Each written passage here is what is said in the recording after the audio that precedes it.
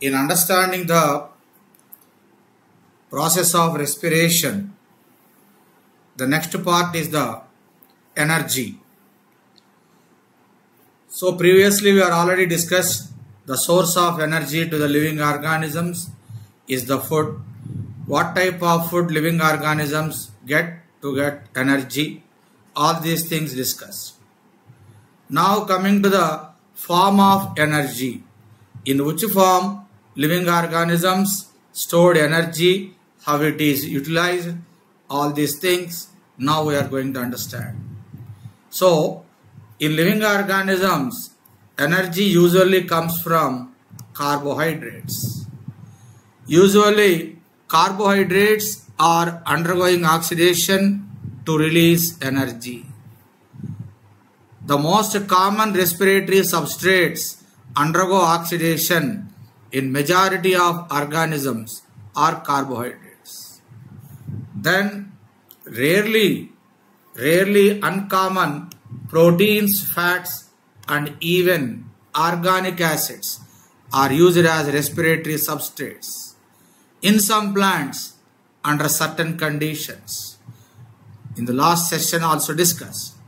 Whenever the cells or body experiences a drought, whenever cells or body experiences a drought, in these conditions, proteins, fats and even organic acids act as used as respiratory substrates or respiratory substances.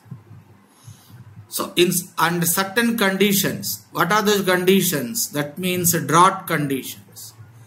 Under the drought conditions, in some plants, proteins, fats, even organic acids are used as respiratory substances or respiratory substrates.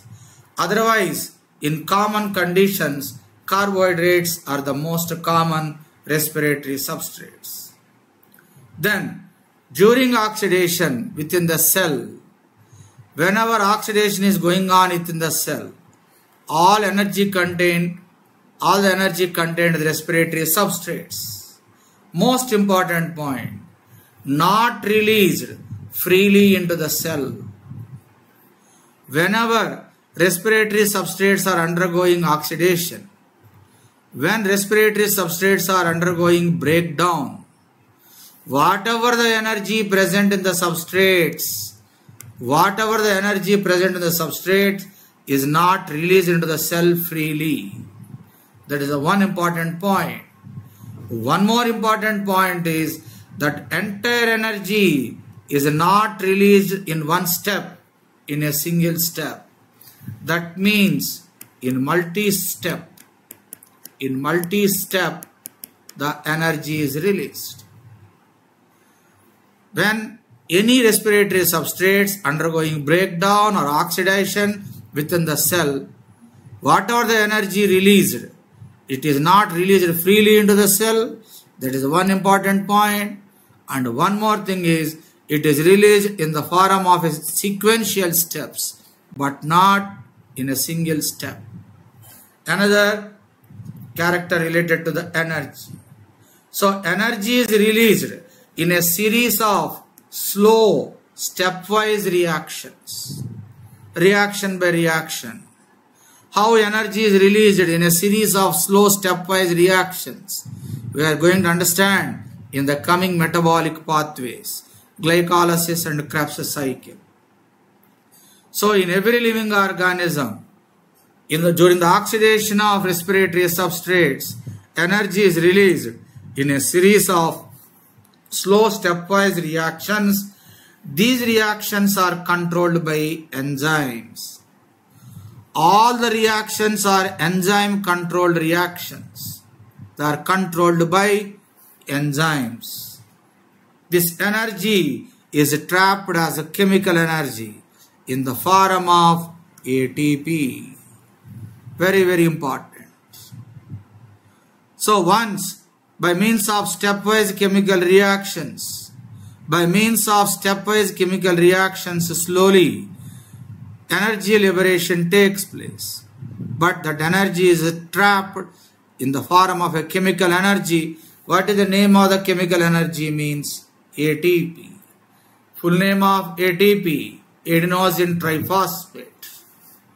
So, in living organisms, energy released by oxidation and respiration is not used directly, but it is used to synthesize ATP.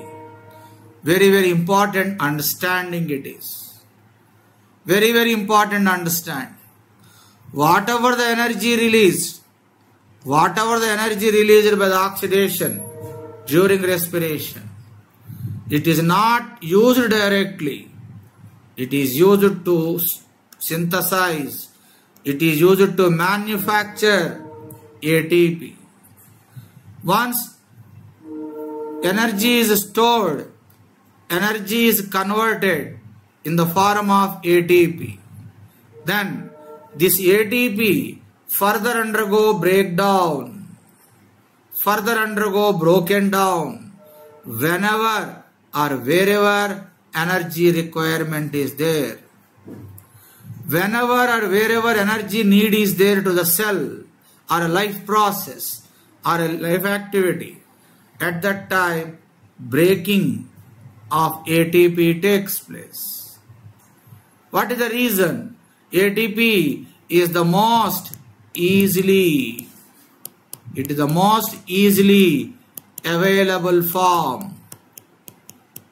It is the most easily available form of energy in every living organism, that is the ATP.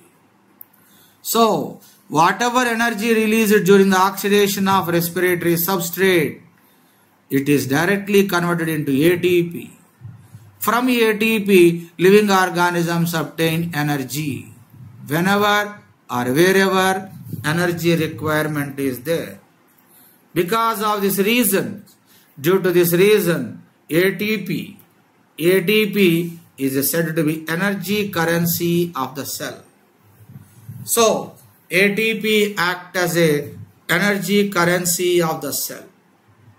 That is the another feature related to the energy.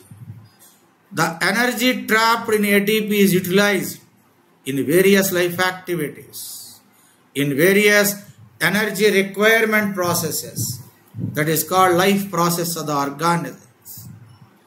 Not only that one, manufacture of carbon skeletons also. Whatever the energy stored in ATP, we are already mentioned, used in various energy requiring processes. Also take it as a life process of the organisms. So during respiration, two things happen. One is formation of ATP. Second one is formation of intermediate compounds. During respiration, two important things takes place. One is synthesis or formation of ATP. Another one is formation of intermediate compounds, also called carbon skeletons. ATP is utilized in energy requiring processes, also called life processes. What about carbon skeletons, also called intermediate compounds? These are utilized to synthesize various biomolecules, other molecules in the cells. The carbon skeletons are intermediate compounds formed during respiration are used in the biosynthesis of other molecules. So, these carbon skeletons or intermediate compounds are called precursors. The carbon skeletons or intermediate compounds are called precursors for all molecules which are synthesized in a cell. Very, very important points all these. That's about another important feature related to the energy.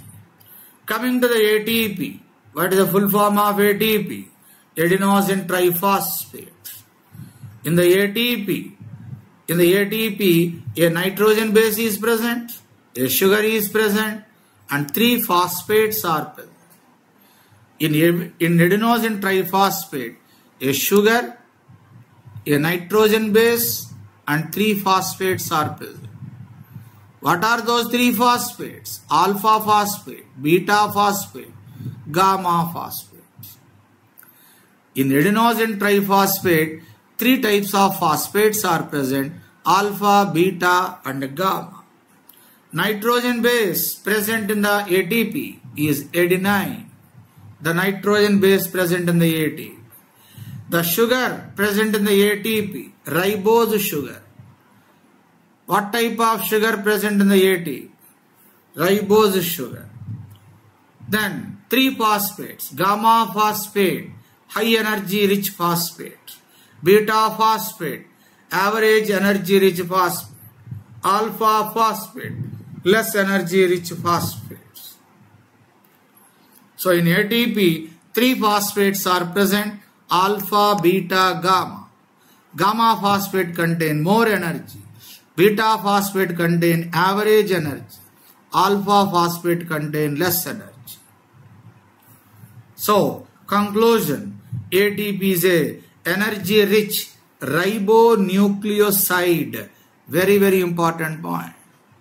ATP is a energy rich ribonucleoside. This is about the complete information related to the ATP. Now diagrammatically also we can understand. Adenine joins with ribose sugar. Then what is formed? A ribonucleoside, adenosine. Adenosine joins with the alpha phosphate. Adenosine joins with alpha phosphate. This is the adenosine monophosphate. Adenosine monophosphate joins with the beta phosphate. Then what is formed? Adenosine diphosphate is formed. Adenosine diphosphate joins with gamma phosphate. That is called adenosine triphosphate. This is in abbreviated form. It is called ATP. So this is about the structural organization, structural understanding of adenosine triphosphate. This is about the energy related features in respiration.